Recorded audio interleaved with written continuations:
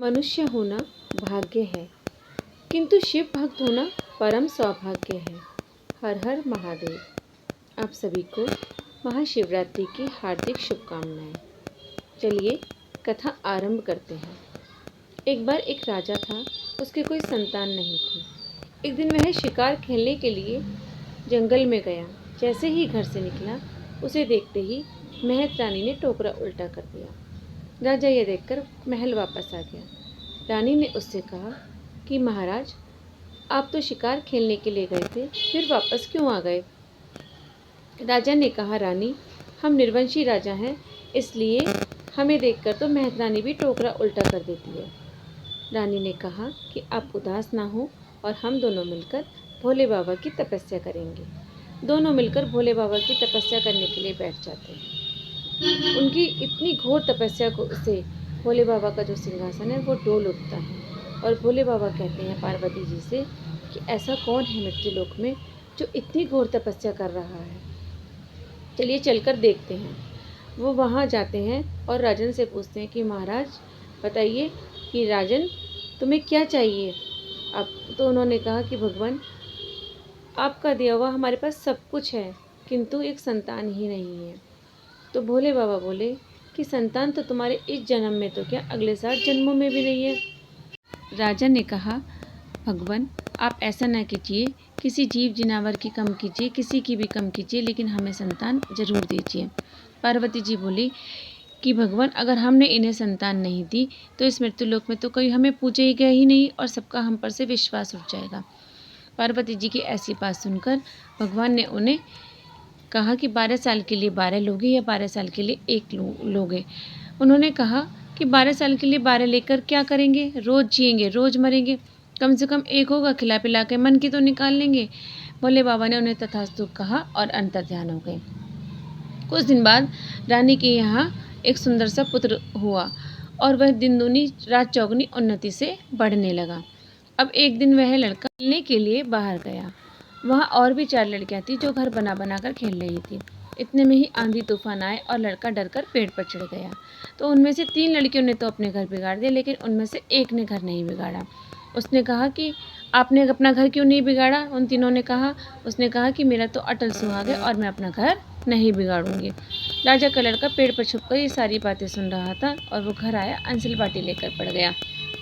राजा ने पूछा कि भाई क्या बात है, किसी ने आपसे कुछ कहा? उसने कहा कि नहीं, मुझे किसी ने कुछ नहीं कहा, लेकिन मैं तो उसी लड़की से शादी करूंगा जिस लड़की ने अपना घर नहीं बिगाड़ा। अब राजा ने पता लगवाया कि वो लड़की कौन है। राजा ने पता लगवाया वो एक ब्राह्मण की बेटी थी। राजा ने ब्राह्मण को बुलवाया। ब्राह्मण आया, बोले महाराज, मुझसे ऐसी कौन सी गलती होगी जो आपने मुझे अचानक बुलवाया? उन्होंने कहा कि गलती आपसे नहीं हुई है, कि हमें आपसे एक विनती है कि आप अपनी पुत्री का हाथ हमारे पुत्र के हाथ में दे दें। उन्होंने कहा कि महाराज क्यों मजाक कर रहे हो, मैं कहाँ गरीब ब्राह्मण और कहाँ आप राजा। उन्होंने कहा कि हम मजाक नहीं कर रहे हैं, हम वास्तव में अपने बेटे की शादी आपकी बेटी से करना चाहते हैं। उन्होंने कहा ठीक है महाराज, मैं घर जाकर अपने घर पर पूछ कर बताता हूँ। घर पहुँचा, ब्राह्मणी से पूछा कि बताओ क्या करना है। उन्होंने कहा कि राजा के घर जाएगी, रानी कहलाएगी, कर दो शादी। उनकी शादी हो जाती है। कुछ दिन तो वहाँ हंसी खुशी बीतते हैं, लेकिन जैसे जैसे लड़की की आयु पूरी होने को आती है, राजा दिन दिन सूखता जाता है। अब लड़की की बहू जिधर से भी आए, राजा मुंह घुमाकर उधर बैठ जाए। अब लड़की की बहू को ये बात बहुत ख़राब लगती है और वह अपनी सास से पूछती है कि माता जी क्या बात है, मैं गरीब घर, इसलिए मेरे ससुर मुझसे सही से बात नहीं करते। तो उसकी सास ने कहा कि बेटी ऐसी कोई बात नहीं है, ज़रूर कोई और ही बात है, मैं उनसे पूछती हूँ। उन्होंने कहा कि क्या बात है कि दुनिया के ससुर बहू बेटियों को देखकर इतने खुश होते हैं और आप उसे देखकर मुंह क्यों घुमा लेते हो? तो उन्होंने कहा कि तू तो बहू बेटी के सुख में सब कुछ भूल गई, लेकिन मुझे याद है अब इसकी आयु पूरी होने को है और अब हम इस पत्थर की शिला को देख देख कर रोया करेंगे, बस यही बात मुझे खाई जा रही है। लड़की की बहू ये बात सुन रही होती है। राजा की लड़के की बहू ये बात सुन रही होती है। उसने कहा, माता जी, जब आपने मिलकर भोले बाबा की तपस्या की और उन्होंने इन्हें 12 साल का जीवन दिया, तो हम अगर मिलकर सारे मिलकर तपस्या करेंगे तो क्या भोले बाबा हमें इनका जीवन नहीं देंगे? उन्होंने कहा कि आप मेरे लिए एक 4 दरवाज़ों का महल चिनवा दीजिए। रानी के घर कोई कमी नहीं थी, उन्होंने एक 4 दरवाज़ों का महल चिनवा दिया। एक में अन्न का, एक में जल का, एक में अग्नि का और एक में वायु का पहरा लगवा दिया। जैसे ही लड़के की उम्र पूरी हुई और यम के दूत उसके प्राण लेने के लिए आए, तो लड़के की बहू बोली कि दुनिया अन्न बिना रह जाएगी तो सती पति बिना रह जाएगी। यम के दूत लौट गए। दूसरे दरवाजे से आए, जल का पहरा लगा हुआ था। वो बोली अगर दुनिया जल के बिना रह जाएगी तो सती पति बिना रह जाएगी। तीसरे दरवाजे से आए तो उन्होंने कहा कि दुनिया अगर अग्नि के बिना रह जाएगी तो सती पति बिना रह जाएगी। अब चौथे दरवाजे पर वायु का पहरा लगा हुआ था। उसने कहा कि अगर दुनिया वायु बिना रह जाएगी तो सती पति बिना रह जाएगी। ऐसे ही यम के दूत वापस लौट जाते हैं और जाकर यमराज से बोलते हैं कि वहाँ तो कोई बहुत ही सतवंती नारी बैठी है जो अपने पति के प्राणों को छोड़ने को ही नहीं कह रही है। यमराज बोले कि चलो हम देखते हैं ऐसी कौन सी नारी है जो मृत्युलोक में हमारे नियमों का पालन नहीं कर रही है। यमराज जाते हैं और यमराज से भी वो यही कह देती है और यमराज भी वापस लौट आते हैं। अब यमराज परेशान हो जाते हैं और वो यमराज भोले बाबा के पास जाते हैं और उनसे कहते हैं कि महाराज वहाँ तो कोई बहुत ही सतवंती नारी बैठी हुई है जो अपने पति के प्राणों को छोड़ने के लिए नहीं कह रही है। तो उन्होंने कहा कि चलो हम देखते हैं ऐसी कौन सी सतवंती नारी है जो मृत्युलोक में हमारे नियमों का पालन नहीं कर रही है। पार्वती जी बोली भोले बाबा मैं भी आपके साथ चलूँगी। वो दोनों नादिया पे सवार होकर चल देते हैं। जैसे ही वो वहाँ पहुँचते हैं तो पार्वती जी पहले उतरती हैं और उनके पैर में कांटा लग जाता है। लड़की की बहू ये सब कुछ देख रही होती है। वो दौड़ कर जाती है और पार्वती जी का कांटा निकाल देती है पैर से। वो उन्हें आशीर्वाद देती हैं कि सदा सुहागन हो और साथ सपूती हो। अब जैसे ही भोले बाबा उनके पति के प्राण लेने को चलते हैं तो पार्वती जी कहती है कि भोले बाबा ये तो अनर्थ हो जाएगा कि अगर आपने इसके पति के प्राण ले लिए, मैं तो इसे आशीर्वाद दे चुकी हूँ।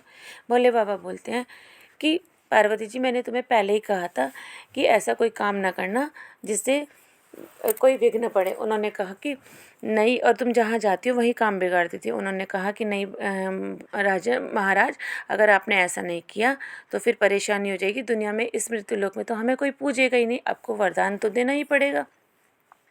उन्होंने कहा कि अच्छा ठीक है, अगर ये अपने कंग की उंगली को तराश कर इसके मुंह में डाल दे तो ये जी उठेगा। लड़के की बहू ने ऐसा ही किया, उसने अपनी कंग की उंगली को तराशा और उसके मुंह में डाल दिया। तो उन्होंने कहा, वो हर हर करके जी उठा। जैसे भगवान ने उसका भला करा ऐसे सब किसी का करे। बोलो हर हर महादेव।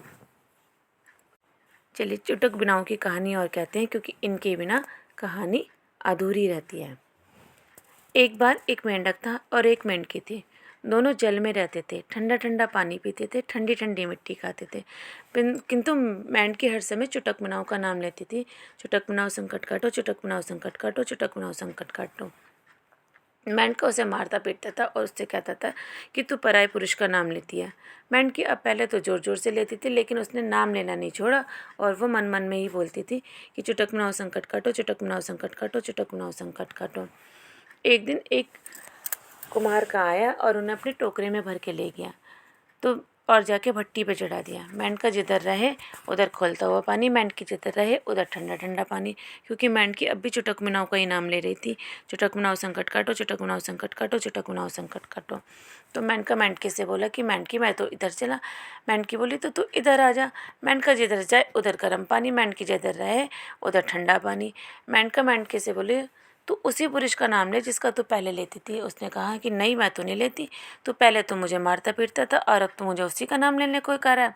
उसने कहा कि नहीं, पहले तू अकेले लेती थी और अब हम दोनों मिलके लेंगे। उसने कहा ठीक है। दोनों मिलके कहते हैं चुटक मनाओ संकट काटो, चुटक मनाओ संकट काटो, चुटक मनाओ संकट काटो। उनके इतना कहते ही विष्णु भगवान बछड़े का रूप धारण करके आते हैं और अपने सींग से उस टोकने को तोड़ देते हैं। दोनों मेंढक मेंढकी कूदते हुए जल में सरक जाते हैं। जैसे भगवान ने उनका भला करा ऐसे सब किसी का करे। बोलो चुटक मनाओ महाराज की जय। आप सभी को अगर ये कहानी पसंद आई है तो इसे लाइक करना, शेयर करना और कमेंट करना। बोलो हर हर महादेव।